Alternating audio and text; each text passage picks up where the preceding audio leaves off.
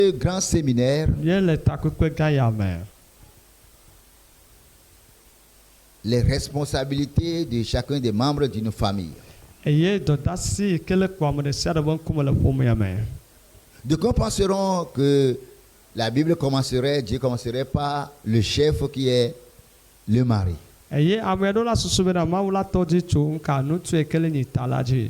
Mais nous voyons dans Éphésiens chapitre 22 que plutôt la Bible a commencé par les femmes. Et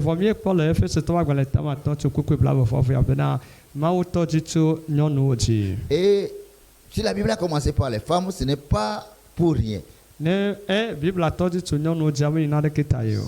a commencé par les femmes, cela veut dire les femmes, les rôles des femmes, les responsabilités des femmes dans le foyer est primordial, est plus importante.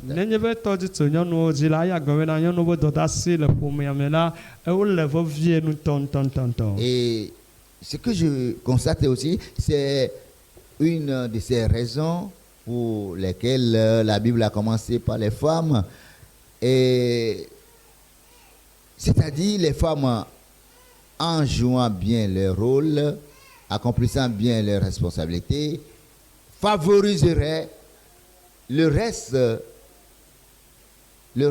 dans la famille, c'est-à-dire le mari et les enfants.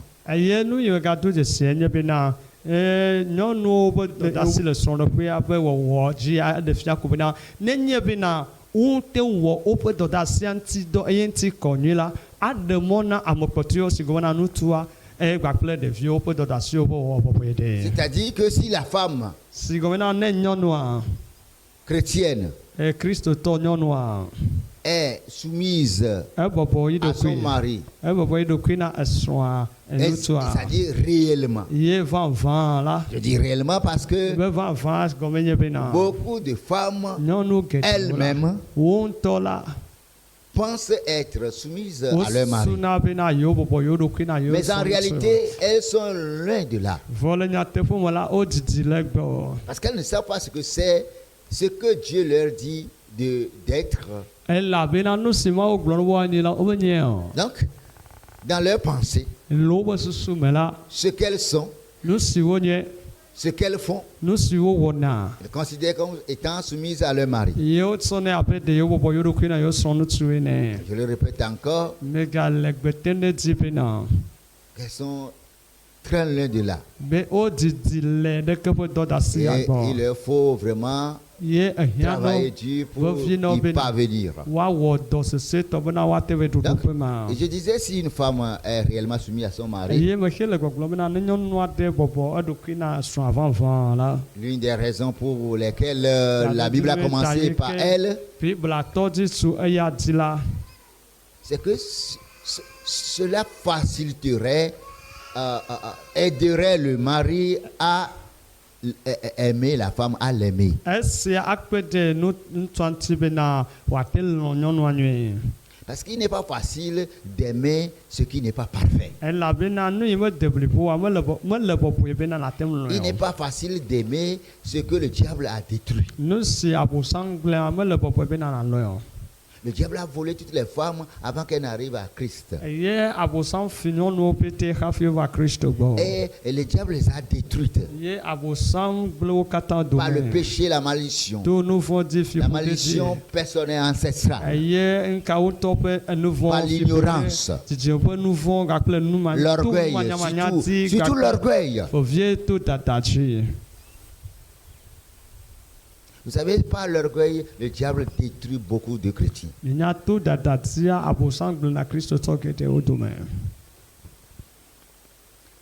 Par l'orgueil, le diable empêche beaucoup de femmes d'aller dans leur royauté.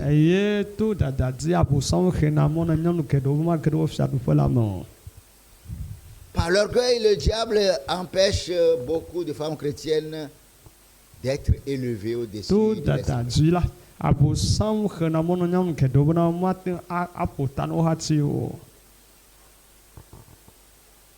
Amen. Amen.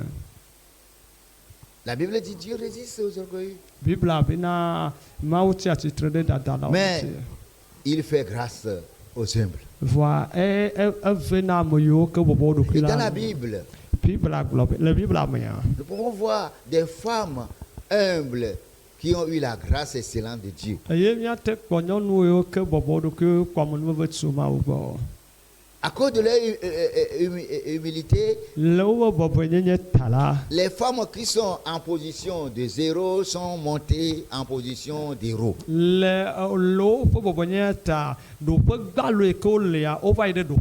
les exemples sont multiples. Par exemple, Esther. Esther, une orpheline. Pauvre orpheline.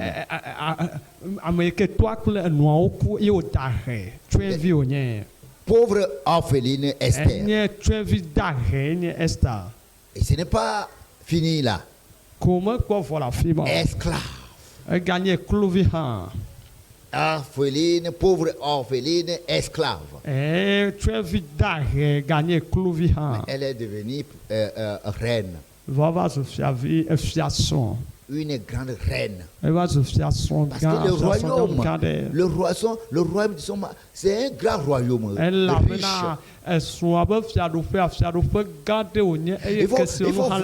Il faut voir et comment la vie du palais de ce royaume évoluait. À cause de son humilité, cette jeune femme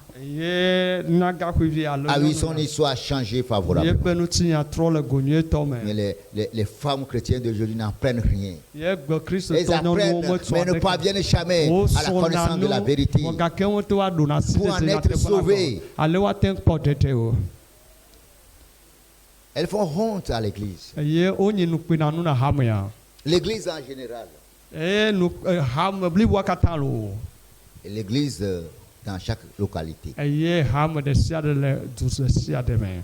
Mais Dieu veut les élever.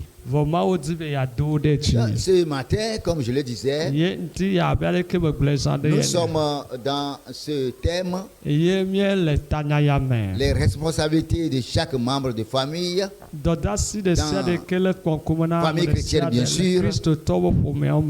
Et ce matin, le titre que nous abordons, c'est Femme. Es-tu Esther? Ou es-tu Abigail? Ou bien es-tu Vachi?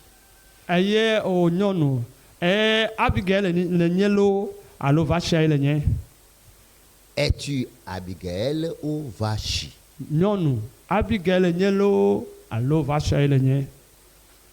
Et ceci revient à voir deux groupes de femmes chrétiennes dans les églises. Et en cela, chaque femme verrait de quel groupe appartient-elle.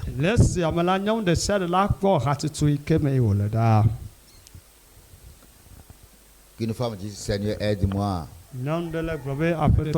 à saisir l'objectif de ce jour dans cet enseignement.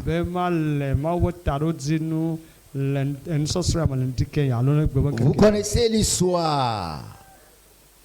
Vous connaissez l'histoire de notre sœur, notre maman Abigail. Abigail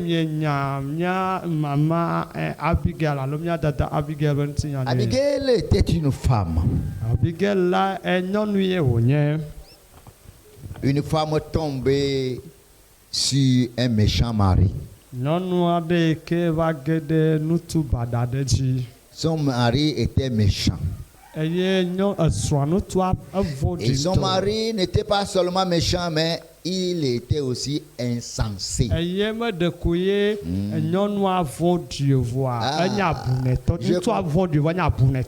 comprends. Parce que la Bible dit la méchanceté, c'est de la folie. C'est pourquoi les deux choses se sont retrouvées chez Nabal.